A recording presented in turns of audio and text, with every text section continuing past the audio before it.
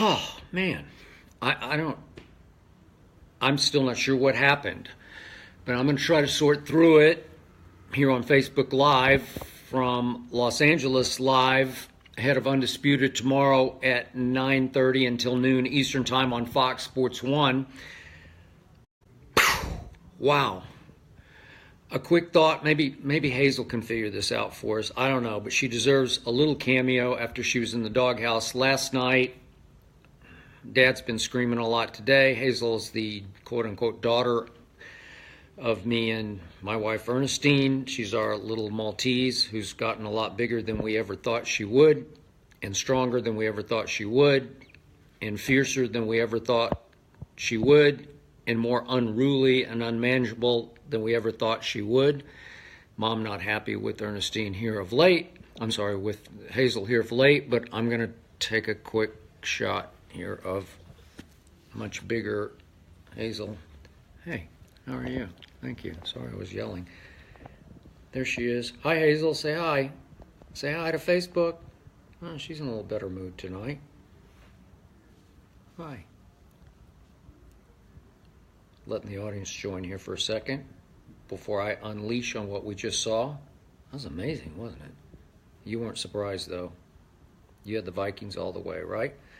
Thank you, Hazel. Thank you, Ernestine. And thank you, Facebook. You know, that's why I do what I do. That's why we watch sports.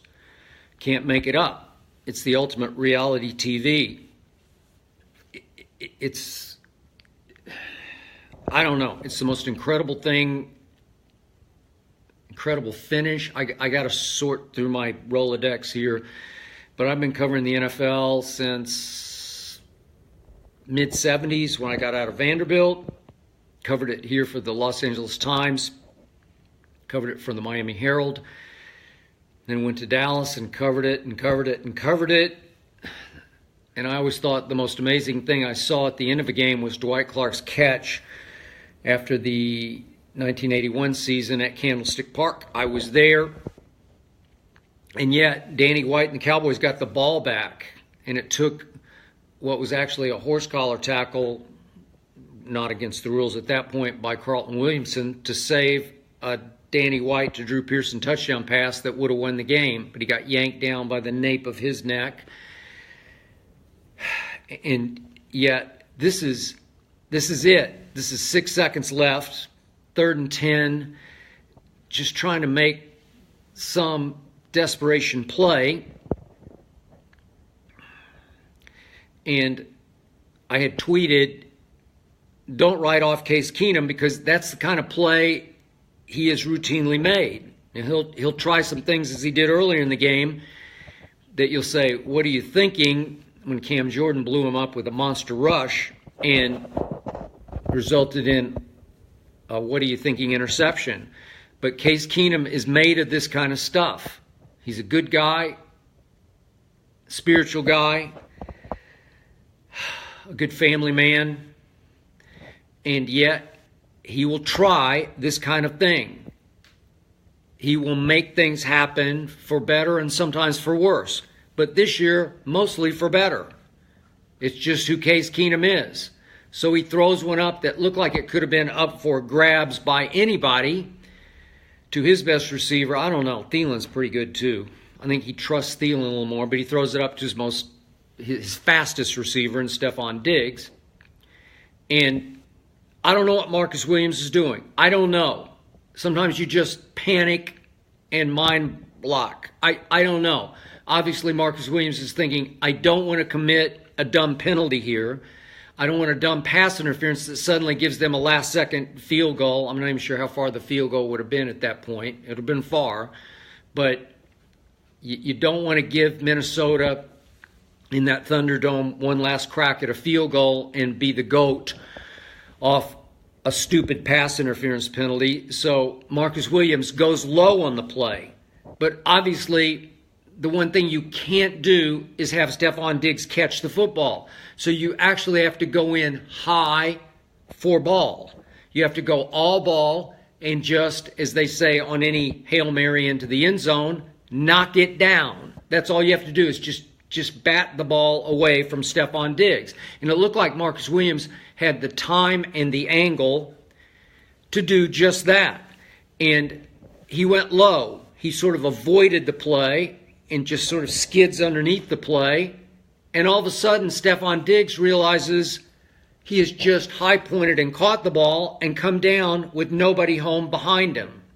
He's got the corner and the safety between him and the quarterback. Nobody's home behind him. And off he goes, pretty much just trotting.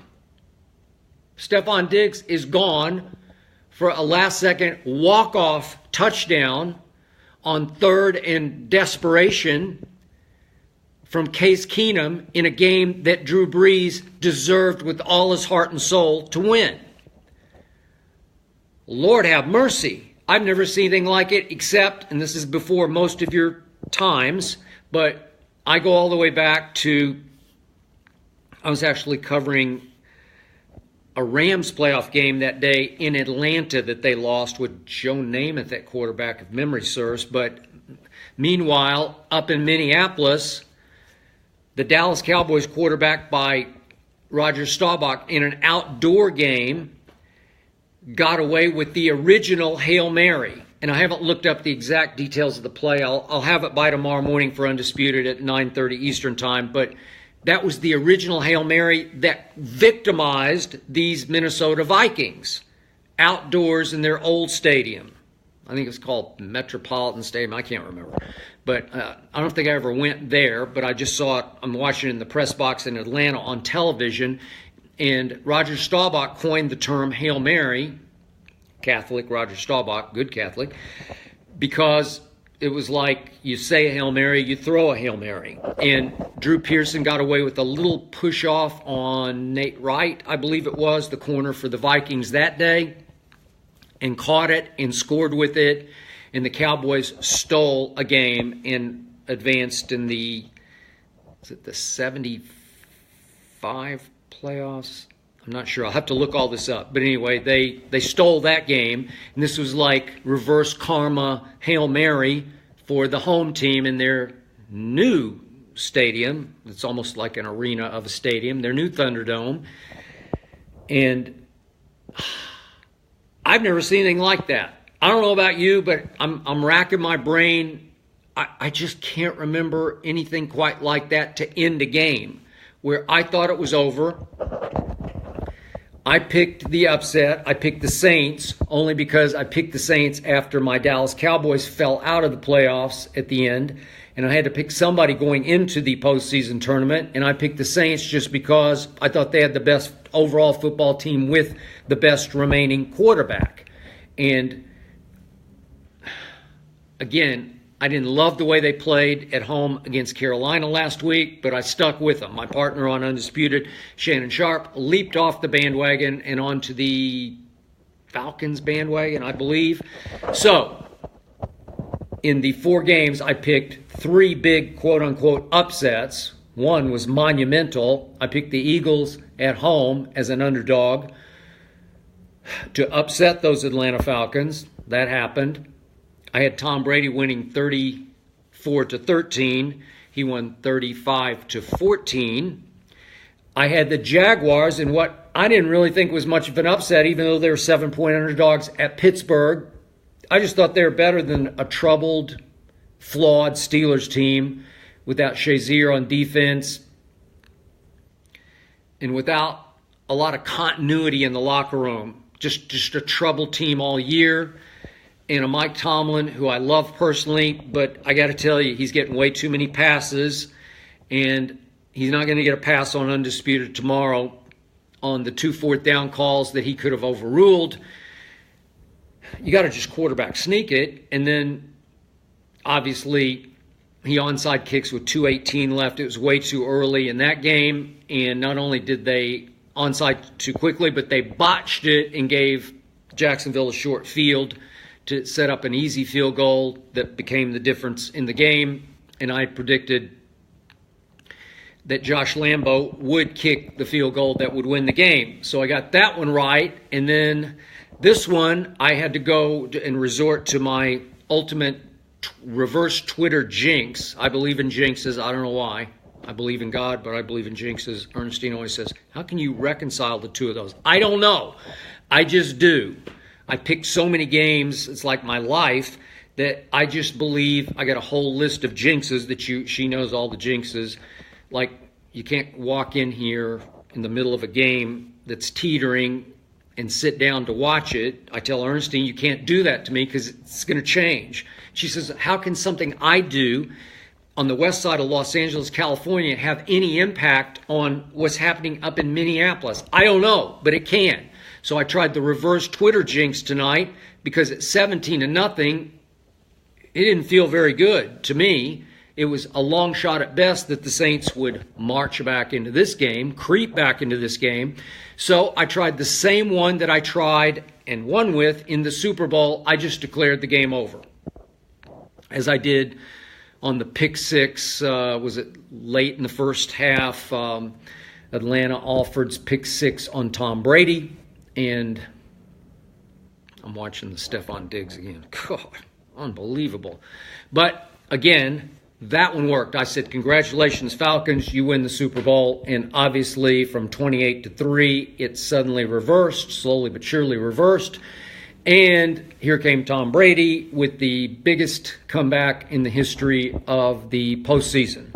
And this would have been, I think I heard Joe Buck say on Fox, this would have been the second biggest comeback or something. Anyway, down 17-0 against that defense in that place. I thought, no way, Jose. And then here came Drew Brees. And I said on Undisputed on Friday, again, we'll be on tomorrow on MLK Day, no days off for us. I said on Friday, this is a legacy game for Drew Brees because he's 1-4 in the postseason. He had lost 4 games that's on the road. I'm sorry, 1-4. He's 7-5 overall. 1-4 on the road in the postseason. But if you looked at his losses, they were ignominious. They were a little shameful. You know, he had lost to Rex Grossman in a championship game up in Chicago. Rex Grossman, God. The Bears went on to that Super Bowl that Peyton won. He lost to Alex Smith. I guess it wasn't that shameful in San Francisco. And then he lost to Matt Hasselbeck up in Seattle in that beast mode run game. And then the other playoff loss was to Russell Wilson in a very legit Legion of Boom defense. No shame there. The only one he had won on the road was against Nick Foles after the 2013 season in Philadelphia. So I predicted before the playoffs that Drew Brees would get revenge on Nick Foles in Philadelphia against the 1 seed and go to the Super Bowl and lose to the Patriots. And for all the world in the second half, it looked like my reverse Twitter jinx had worked. And Drew Brees wasn't just good in the second half, he was all-time great. I'm not sure Drew Brees has ever played a better second half in any playoff game. I'd have to go back and put the pencil to that one too. But given the strength of that defense, I know they lost Sendejo, but it's such a good unit that the degree of difficulty was so high, and he was just almost flawless in the second half, overcoming his coach who screwed up from play like drive number 1 because Latavius Murray didn't make it on 4th down. You could see it on the overhead shot. I could see it on the live shot. He just didn't make it. And it was so obvious to me he didn't make it. And again, you want to talk about reversing momentum and field position. You got to challenge that. The refs just completely swung and missed on that one because it was a terrible spot. He just didn't make it. He wasn't even close. He was like a yard short, maybe 3/4 of a yard, but he was way short. And no challenge on that. And then obviously we had back-to-back challenges that didn't work in the third quarter. And I thought Sean Payton had blown that game. Then he somewhat redeemed himself with that great play call where he got, I've been saying Kamara. Everybody says Kamara now. They're saying Kamara on the telecast today. I don't know. I'll go with Joe Buck and Troy. I'll go with Kamara. But they got Kamara in the slot with trips to the right, 3 receivers to the right, and got him on the linebacker Kendricks, and it was just sweet. It was just all the way home. Nice throw, nice catch. And all of a sudden they had 21-20 lead.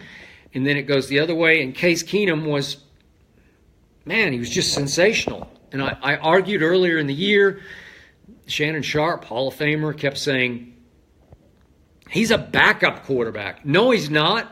He started too many games for the Texans.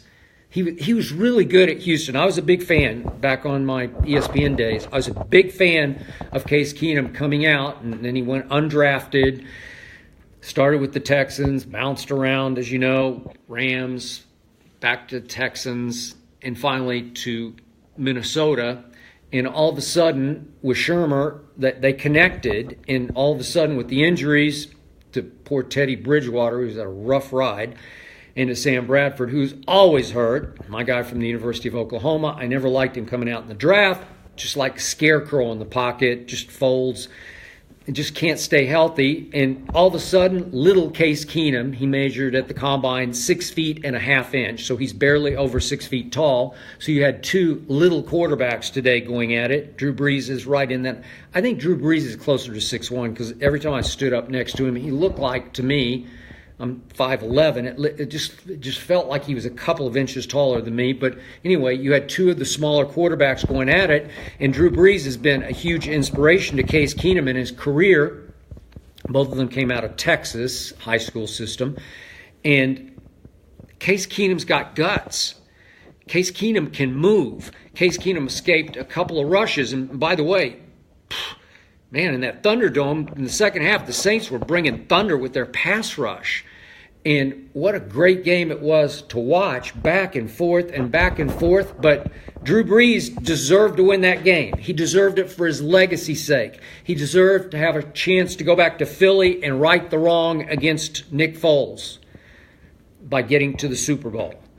That was the one game that he won, obviously, but this would be where he could just to go win another game against Nick Foles after winning a game in Minneapolis, go beat the 2 seed and the 1 seed. Those are legacy games for a Drew Brees who just deserves so much better than this. I'm getting sick at my stomach for Drew Brees because, frankly, they deserve to win the game. And I picked Nick Foles to win. Philly's just a good football team. I don't like them because I'm a Cowboy fan. But I'm going to lean right now. I'm reserved the right to change. But I'm going to lean toward picking the Eagles to get to the Super Bowl in Minneapolis and in the dream of Case Keenum and the Vikings playing in a home Super Bowl. Man, that would be tough. You want to talk about a test for Tom Brady. Yes, I believe Tom Brady will beat the Jacksonville Jaguars. But you want to talk about a test for Tom Brady? That would be versus the Vikings in that building. But again, you saw that Drew Brees had a lot of success throwing against the Vikings in their building. And I believe Tom Brady would also. If it comes to that, I'll probably go Eagles. I'll probably go. Now back to Jacksonville, pulling off the quote-unquote upset that I didn't think was an upset. The shock to me of the day was obviously the last play of that game, but it was how unimpressively Jacksonville pulled off the upset. I mean, my God, what was it? I've got all the numbers from this game in my head, but what are they like? Been through for 400 and something yards, and they had 550, 540 maybe yards total that Pittsburgh piled up against a Jacksonville defense that got little to no pressure on Big Ben Roethlisberger, who shrugged off whatever pressure was around him. And the whole game, again, they fell behind 21-0 thanks to 2 early turnovers by Ben Roethlisberger. No surprise. He was just allowed to play backyard football with the best weaponry in the NFL. They're just like making it up, and he's throwing home runs right and left to Antonio, who was just sensational today.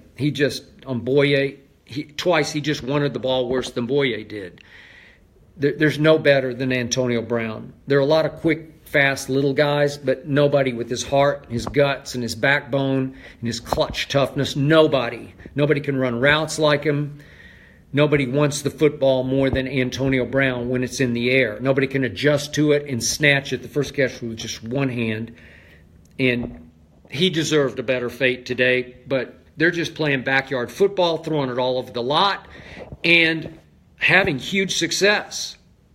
Tom Brady's going to have success against a defense that I overrated, actually. I was just going on eye test from what I saw during the year, and I thought they were the next big thing on defense, and I still think they have a chance to be, but Saxonville was not Saxonville today. It was just Jacksonville.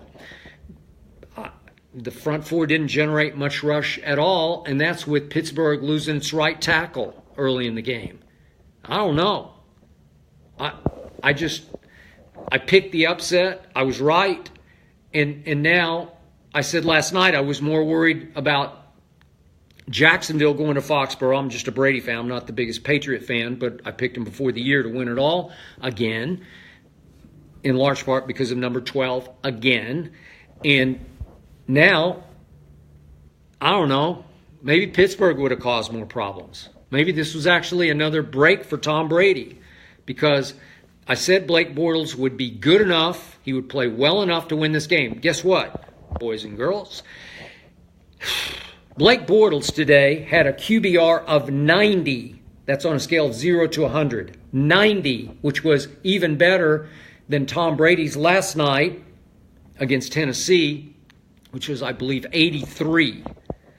90 to 83. So Blake Bortles stole the show of divisional game weekend. Of the 4 games, the best quarterback play was Blake Bortles. I'm not sure what Drew Brees is going to wind up with, but he had 2 first-half interceptions that he had to overcome. So I think that's going to drag his QBR down, even though he was sensational. His second-half QBR is going to be like 98. But if you average it out, it's probably going to drop him into maybe the 70s, I would guess. So Blake Bortles stole the show, but do I think Blake Bortles can go to New England and steal the show from Tom Brady? I do not. I'm not saying I'm a big Blake Bortles fan, but when Greg Jennings Friday on Undisputed, I pushed him. Maybe it was my fault. I was goading him, but he was just talking bad Blake Bortles, and I kept saying, no, he was not that bad this year. He had 21 touchdowns, 13 interceptions, a QBR for the whole year of 56, which is above average and better than 6 or 8 pretty good quarterbacks, including Mariota, Kirk Cousins, Eli Manning, Andy Dalton. I could go on.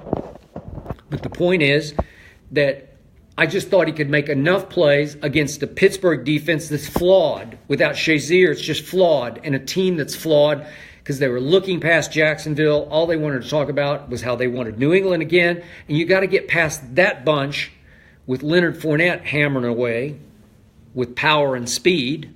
I don't like his mental toughness. I didn't like it at LSU. That's why I downgraded him a little bit in the draft. But he works for them. He should have come back stronger and gotten back in the game faster with the ankle today. I don't think it was a big deal. It didn't look like he turned it that badly, but that was his issue at LSU. There was always something going on. And yet, he is a big old, fast, strong, athletic load, and I'm sure he'll cause some problems for the Patriots next week. Yeldon will cause some problems, but their defense, their pass rush has suddenly come alive, so I don't think Blake Bortles, as much as I still respect him, will be able to beat Tom Brady. I just don't. I think the Steelers would have actually been more dangerous given what I saw from Big Ben today and that flying circus of his at all the wide, and obviously Le'Veon's like another wideout for him, and Le'Veon had a big day, more catching than running. So in the end, one of the great football weekends I can ever remember. All 4 games in their own way were just stunning. You can argue the Patriots wasn't that stunning, but a lot of people were making the case that Tennessee could hang with them. Tony Romo was really making the case on CBS that everybody got this one wrong, that it wasn't going to be a walkover, it wasn't going to be a wipeout, it was going to be a close game to the wire. and I didn't think so. I thought 34-13 and obviously 35-14. Tennessee is making the excuse now that Mariota hurt his quad somehow in the first half and lost his mobility. I didn't see him limping around. I think it's an excuse. I'm sure this is going to come up tomorrow and Undisputed, because it always does, that the Patriots cheated.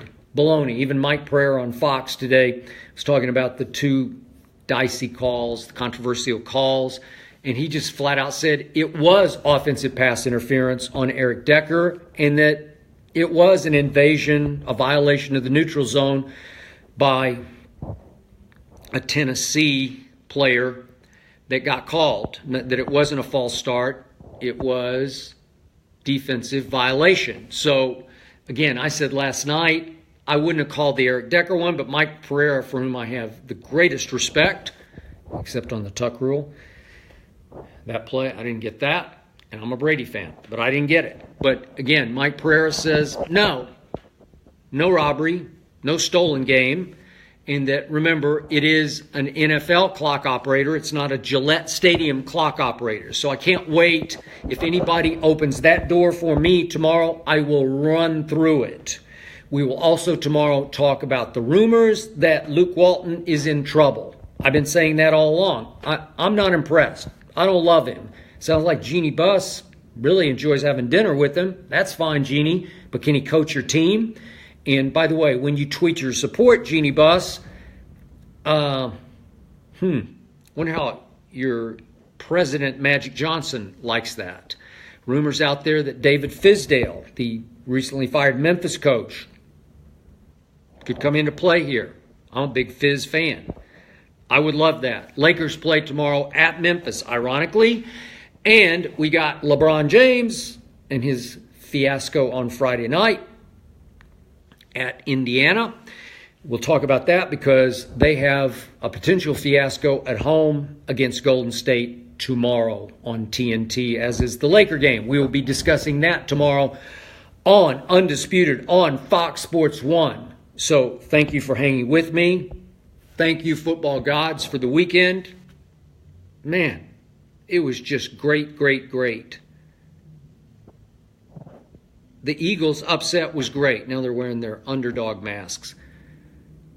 Watching Brady in that masterpiece he allowed us to watch was great. The Jacksonville game, 45-42. Who saw that coming?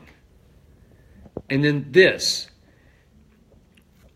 I don't know. Maybe I'll think of one before tomorrow at 9:30 Eastern. But I'm sorry. I've been doing this for a long, long time, and I can't remember a more stunning, sensational, miraculous walk-off play than that one. Who knew? Case Keenum. Who would have thought this before the year started? Case Keenum was going to hit Stephon Diggs with 6 seconds left on 3rd and 10, desperation, to undercut an all-time great performance by Drew Brees. Wow. I love the NFL. I got to tell you, this is going to be great. It's going to be great next weekend, next Sunday. And I don't know if Shannon Sharp can make it great against me tomorrow, because I got to tell you, I think he has little to no chance. But because it's holiday, I may take it easy on him for about 5 minutes. And then I'm going to drop the hammer. I always do on Undisputed. We appreciate the ratings. We appreciate the big audience. We hope to have you tomorrow. If you're hanging around, if you're off, if you're just getting up, whatever, join us 9:30 to noon Eastern Time on Fox Sports 1. I will see you then.